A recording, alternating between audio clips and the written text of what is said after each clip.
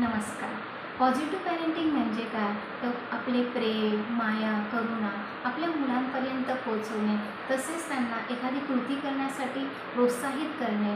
तू आमच्यासाठी महत्त्वाचा आहे, तू खूप चांगला आहेस, प्रेमळ आहेस, हा मेसेज मुलांपर्यंत पोहोचवणे, यालाच पॉझिटिव्ह पॅरेंटिंग असे म्हणतात. Pride technique. दररोजच्या जीवनामध्ये मुलांसोबत खेळताना आपण या टेक्निकचा वापर करू शकतो, जेणेकरून आपले नातेसंबंध अधिक दृढ होईल. ही टेक्निक साधारणपणे वय वर्ष 2 ते 7 वयापर्यंतच्या मुलांसाठी अधिक फायदेशीर ठरते. मुलांना चांगलं फील करण्यासाठी, नवीन गोष्ट शिकवण्यासाठी, तसेच वागणुकीत चांगला बदल घडवून आणण्यासाठी आपण या टेक्निकचा वापर करू शकतो. म्हणजेच काय? तर ही टेक्निक वापरताना आपला उत्साही टोन असणे, त्याचबरोबर विशिष्ट शब्द वापरणे अतिशय आवश्यक आहे.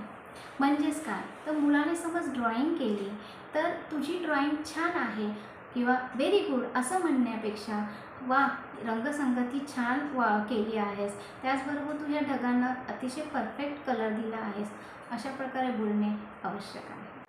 प्रेज म्हणजे स्तुती. अगदी मोठ्या मोठ्या गोष्टींसाठी नाही, तर अगदी छोट्या छोट्या गोष्टींसाठीही आपण आपल्या मुलांची स्तुती करू शकतो.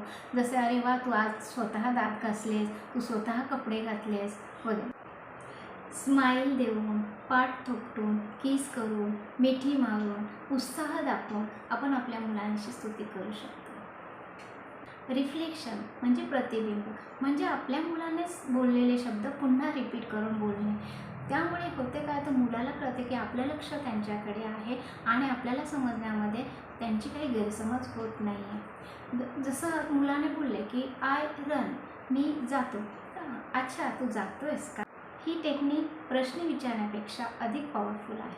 इमिटेशन म्हणजे अनुकरण. म्हणजे मूल जसं करते आहे त्यांची कॉपी करणे. याने काय होते, तर आपण मुलांसोबत जोडले जातो आणि मुलांच्या चांगल्या वर्तणुकीला वाव मिळतो.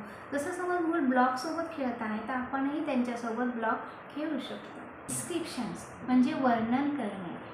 जसे एखादे खेळ खेळत असताना त्याचे नाटकीय वर्णन तयार करतात, त्याचप्रमाणे हा खेळ खेळत असताना त्यांचे नाटकीय वर्णन तयार केले जाते, ज्यामुळे मुलांना नवीन शब्द इंट्रोड्यूस होतात, त्यांचा शब्दसाठा वाढतो, आत्मविश्वास वाढतो, त्यांच्यात सकारात्मक वर्तनामध्ये बदल होतो आणि तो खेळ ते अधिक काळापर्यंत खेळायला त्यांना आवडते. समज मूल ब्लॉकसोबत खेळत आहे, तर बोलून आपण वर्णन करू शकतो, अच्छा, तर तू आता रेड ब्लॉकवर येलो ब्लॉक ठेवत आहेस.